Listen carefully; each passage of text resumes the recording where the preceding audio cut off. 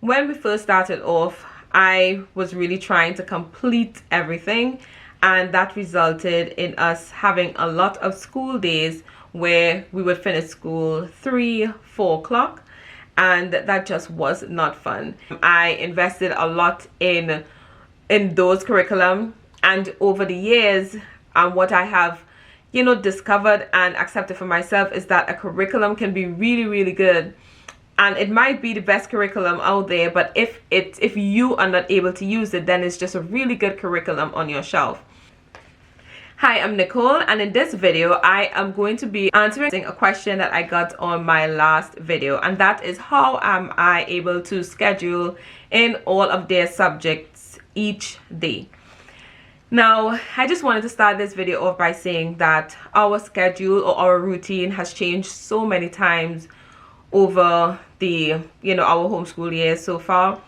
I may put something in place and it may work for a season, and then life happens and then I have to start it all over, and I had to learn that process, because when I first started, I used to put all this effort into trying to do these detailed plans, planning out weeks and weeks at a time, pages at a time, and what that resulted in is me trying to now complete all of that, and that resulted in us spending a lot of days finishing school 3-4 o'clock in the early days of our homeschool journey. Over the years, I have learned to put things in place to prevent that, and I now have a few, so to speak, guidelines for myself that I use to help me when I am trying to plan out or schedule in our subjects. So when I share that in this video, that is what's working right now for me and for our homeschool. I will be sharing what our schedule or plan looks like. I have it there for my visual. That works visually for me. I do have a planner as well that I put have to record our things in, but visually that allows me to quickly be able to see what my eldest is doing. She has a book with her stuff that she has to check off, and it also guides me to kind of quickly go through the stuff that I have to do with my two younger ones. So the first point is that I have some notes here to kind of help me stay on track. So the first thing that I use to kind of help me or guide me when I'm trying to put a plan in place is that now I have a very hard cutoff time. When we first started off, I was really trying to complete everything, and that resulted in us having a lot of school days where we would finish school 3-4 o'clock, and that just was not fun.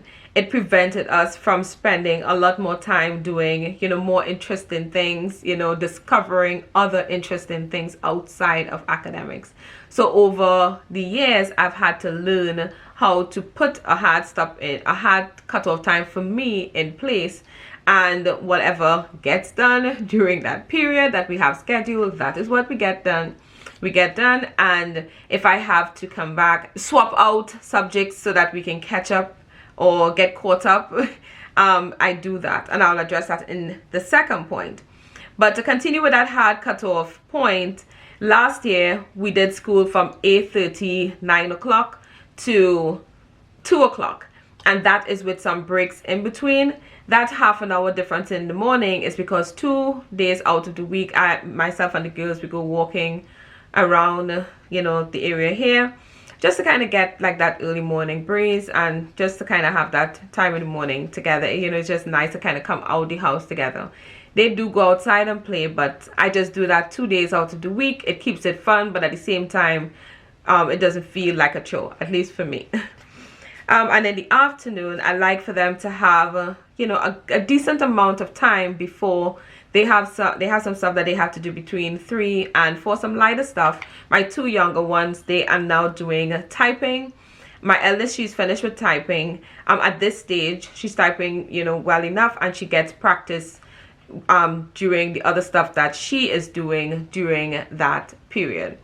So that is the first thing. We have a hard cutoff time. This year, that hard cutoff time is going to look something like 8:30 to 1:30 p.m.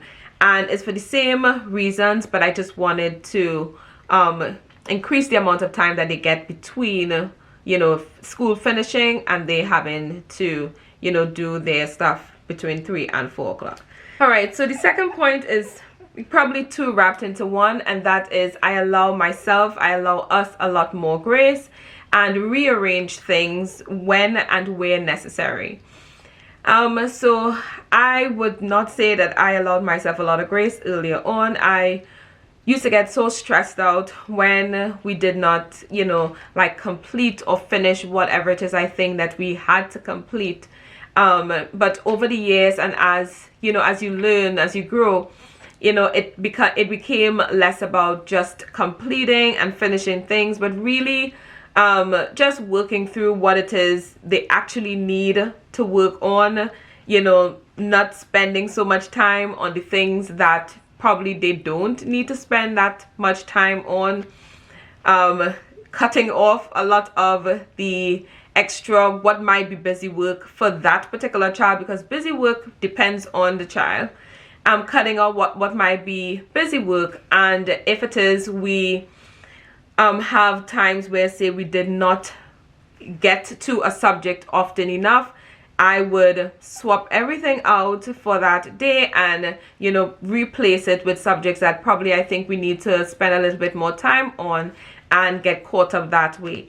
My goal most times is to try to complete our plan or our flow as we have it set out there. And I do have some incentives there to kind of encourage us to kind of get that done.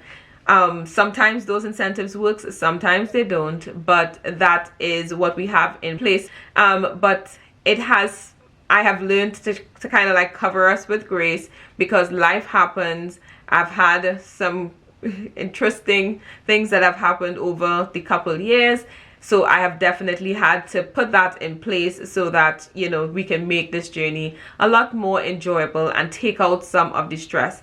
It does not minimize the that the work that homeschooling is. However, grace is definitely needed. All right, so the next point is that I try to plan our subjects keeping in mind like how independent and in what areas like my kids are able to be more independent. That is a big one, that has become a big one for us, that guides how many subjects like each particular child is able to to complete, so to speak. But more importantly, I have learned over the years to use that to help me when I am picking out curriculum for us to try to complete those subjects. I chose curriculum based on where I was starting off at, and that is a whole different story on its own. But earlier on, based on what my research and what I thought to be good curriculum, I invested a lot in those curriculum. And over the years, what I have discovered and accepted for myself is that a curriculum can be really, really good, and it might be the best curriculum out there, but if you are not able to use it, then it's just a really good curriculum on your shelf. So I have learned to try for myself to find a balance between those areas that probably I am not the strongest at, and I do need and I'm willing to spend time with that curriculum, even if it is more like teacher / parent intensive. And then based on how independent that child and each child is able to be in certain areas, find other things that they can probably do, if not all, a good portion on their own. All right, so my next thing is trying to group things where and whenever possible. A lot of times that is with my younger two, but sometimes I'm able to do stuff where all three of them are involved. During this season, I'm doing all about reading, all about spelling and writing with ease with my two younger ones. That's because one is able to do a grade a little bit higher, whereas my other daughter, she just needs to move forward, but at a slow and steady pace. So that allows for me to do both of them together and for us to slowly but steadily be moving forward. That also works out well for me in those three subject areas, where they are all teacher involved, so it allows for me to actually be able to move forward and miss those subjects with one or the other a lot less often, because even though I am required to be involved, I'm doing both of them together. Hopefully that makes sense.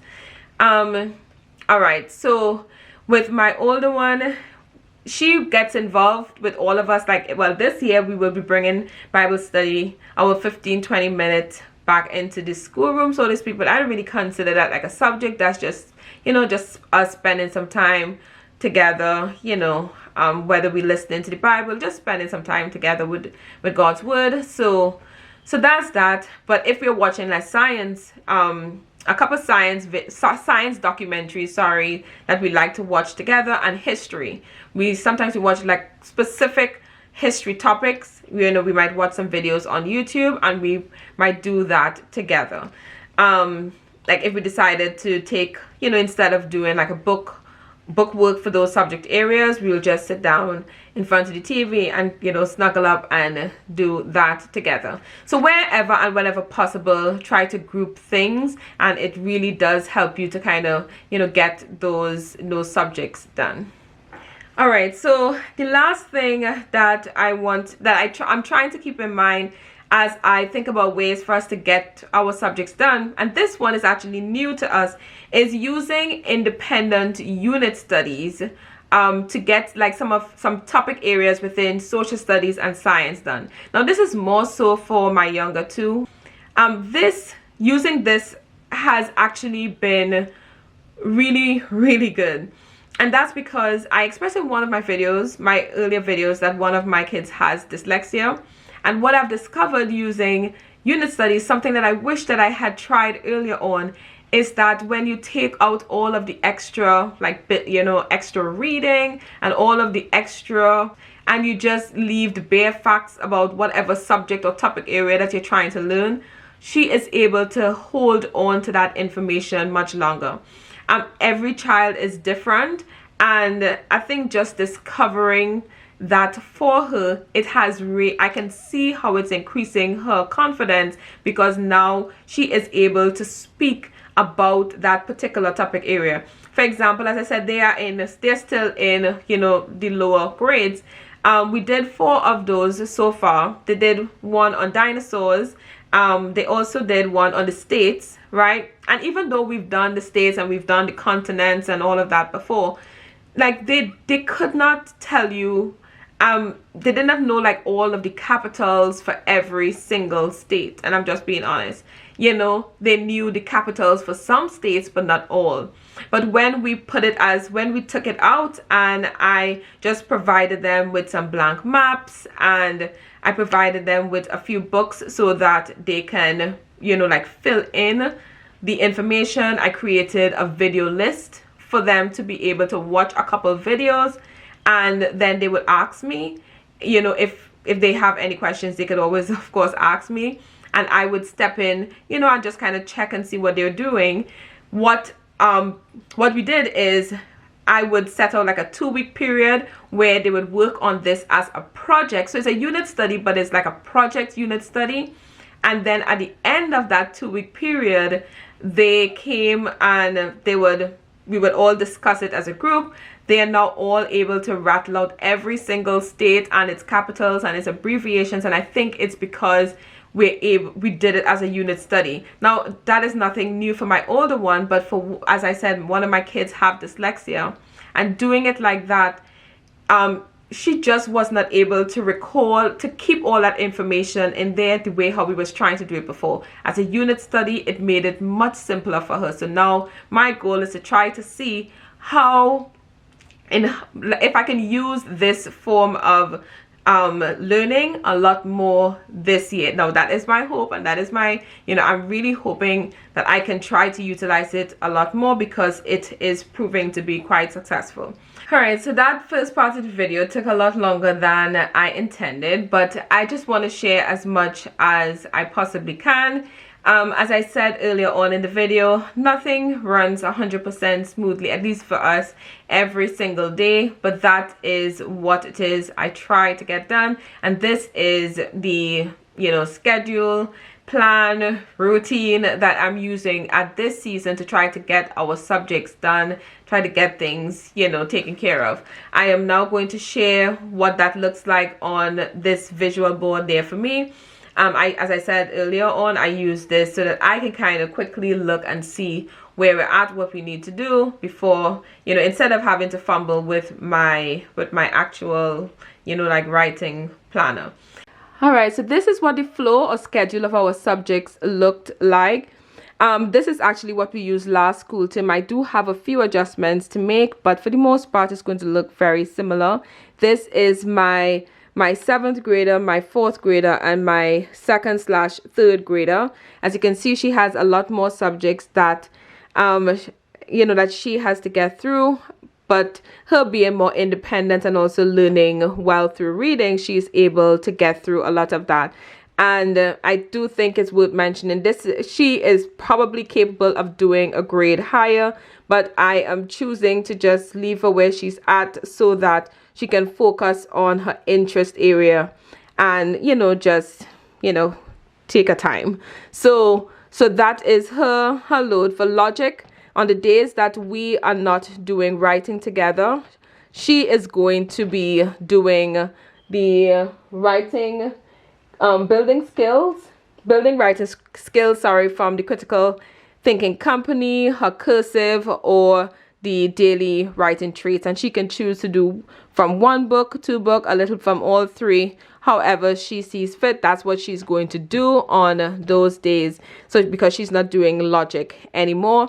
She's also not going to be doing typing anymore because she types pretty well. I have not had her like taken a test and get a certificate as yet, but she is practicing while she's doing her other stuff. This homework last year was a particular thing I had them working on like after school, and I just call it homework to keep it simple. This year, what this is going to be is their projects that I was talking about earlier on.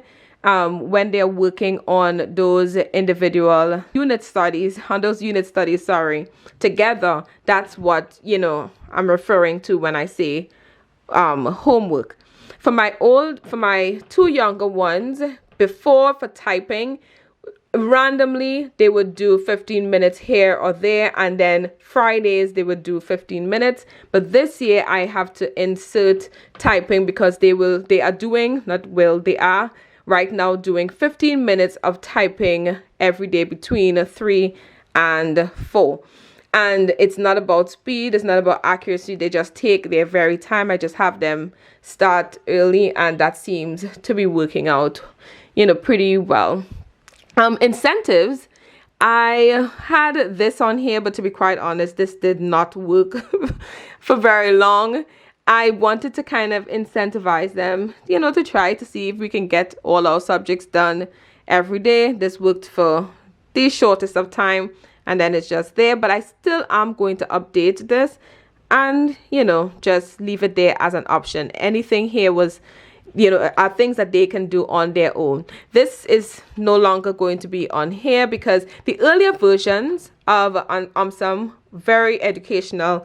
I'm not necessarily a fan of the newer versions.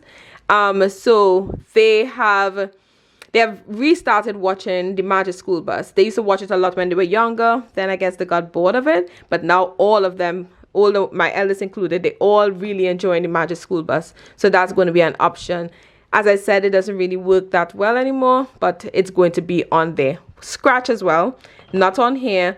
We're not going to be using Scratch this year. My eldest don't use it anymore, and I'm not going to use this with the younger ones. I'm probably going to go back to the Khan Academy and just have them watch some of the videos, and they have like those little simple games that they can practice on in Khan Academy. But they've had experience using Scratch, so I think that they should be okay with using these simple videos on Khan Academy. We'll see. But anyway, so that is what that looks like. Oh, in case anyone is interested, this is just the schedule for my for the school in my district. I just like to know what their school schedule looks like. All right, so this system worked well in helping me, get through our subjects last school term, and as I said, I am going to just continue with this system until it doesn't work anymore. Anyway, hope that helped. If you have any questions, feel free to ask them below, and I will talk to you in another video. Bye.